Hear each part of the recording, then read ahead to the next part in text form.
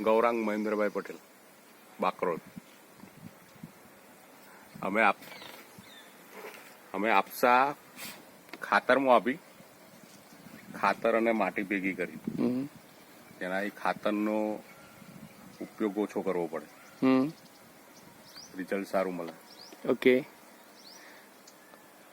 તમે એપ્સાઇટી કેટલી વખત આપી આ તમાકુમાં? 3 વખત. 3 વખત. અને દર મહિને આપો છો? ઓકે, અને 1 વીઘામાં કેટલું માપ રાખો છો તમે તમાકુમાં? ખાતર ભેગું નાખે 100 ગ્રામ. 100 ml. અચ્છા, અને દવા સાથે? દવા સાથે 5 ml. ઓકે, અને એનાથી તમને લાગ્યું કે એના જે જીવાત નિયંત્રણ થવું જોઈએ થયું છે? હા. અચ્છા, એનાથી ભેજ વધારે રહે છે ખરો? હા, રહે છે.